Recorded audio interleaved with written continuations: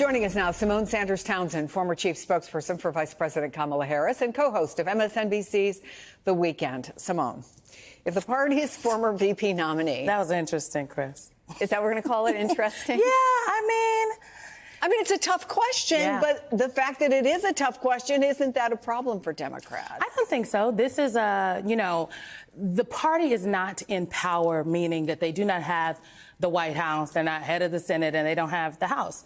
And so, especially when your party is not in charge of the White House, when the president is not a member of your party, there is kind of a disparate, if you will, these various factions of the party apparatus. So instead of one leader, you've got someone leading the effort to reelect Democrats in the House, some folks who are leading the effort to reelect Democrats. But that always exists. Yeah, but that's what in the cycle we're in that cycle where it's like there's no one person that says this is what we do, which is the beauty of the moment, frankly. I know people wanted to be the chair of the Democratic National Committee, but even Chairman Martin was clear. That's not what he's being elected to do. He got elected to go out there and rebuild and strengthen the brand of the party apparatus, get voters connected, and make sure that there's a strong primary process in place for 2028. See, but that's a behind-the-scenes kind of thing. I think the question really involves, is there somebody out there that can get people excited?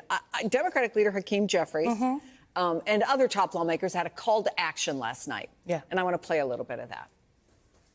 Republicans are on the run with respect to the economy. Not a single bill, not a single executive order, and not a single administrative action has been put forth by Donald Trump or House Republicans to improve the economic circumstances of the American people. And folks are taking notice all across the country. We are in an emergency, and I think it's all hands on deck, and we have to continue to push back aggressively in the Congress, push back aggressively in the courts, push back aggressively in community after community after community. So Leader Jeffries says it's an emergency, but look, all hands on deck is something the Democrats have been saying, I think, since it looked like Joe Biden was not going to make it, right? So what does call to action even mean at this point? Well, I think because of the disparate nature of the party right now, it means different things for different people. I have been, in the last couple of days, quite critical of Democratic House leadership because they didn't allow their members to, quote unquote, vote their conscience or do what they felt they needed to do for the joint session. They pressured them to be one particular way, and then they got these disparate actions anyway from the members, and then resulted in Representative Green being censured today. And the members didn't whip votes for Green, right? The leadership said, vote your conscience. And it just feels like, what is going on? That being said, Leader Jeffries, he did a press conference today as well, and he was right in the sense that from House Democrats' perspective, they have held the line when it comes to some of this bad legislation. They haven't given votes. Not one single piece of legislation from Project 2025 has made it, across the finish line in Congress. That being said, the resistance, quote unquote, last time, it wasn't led by the members of Congress.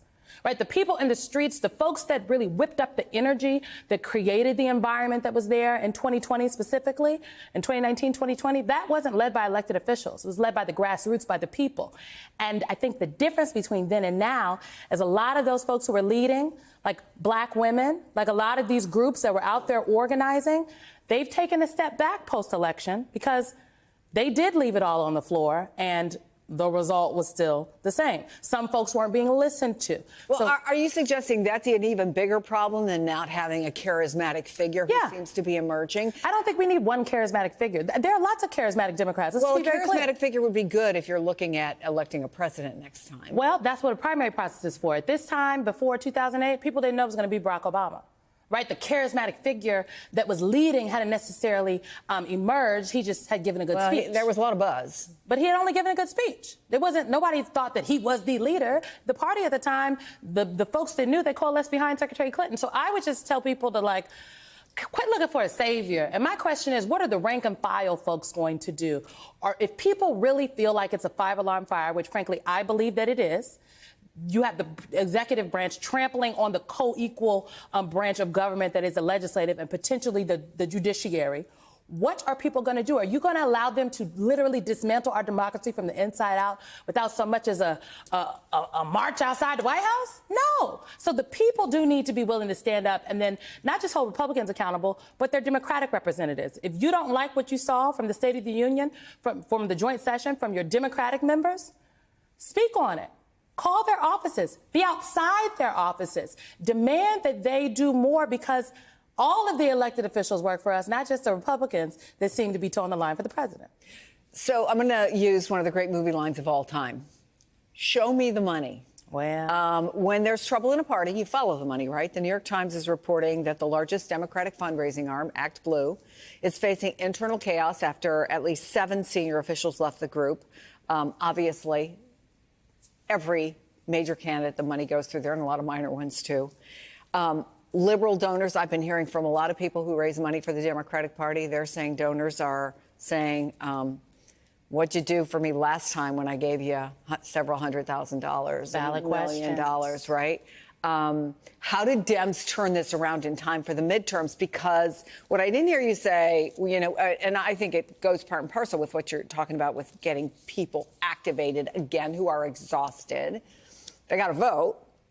But they also have to have money for the candidates that they want to support. Money for, look, I do think the situation at Act Blue does need to get under control. I know that there are a number of strategists and just people that have, you know, that are very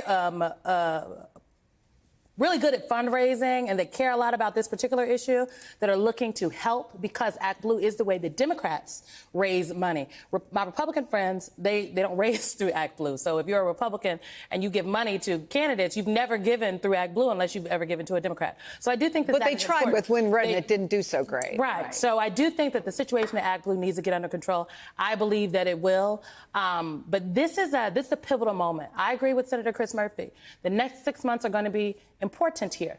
What do elected leaders do? What are the grassroots folks going to do, the organizers? And then what are the people who, you know, they put a big D behind their name? They're Democrats, right? They may be party chairs in Texas or Nebraska or Minnesota or any of these places across the country. How are they organizing themselves? I will say Ken Martin, he made good on his promise, right? The DNC chair said we're going to stand up this rapid response war room. The problem is these press releases are going out. Thank you for the press releases. They are not getting covered. And so I want people to try things. And when they don't work, you got to be willing to do something different. You have to be nimble. The elected leadership in Washington doesn't seem to be as nimble as the people are that they are looking to serve. They got to get more nimble if they're going to reach the people. Symone Sanders Townsend, I'm so excited we're going to have you on air even more coming up. I'm happy to be here, but I'll always come for you. Thank you. We love that.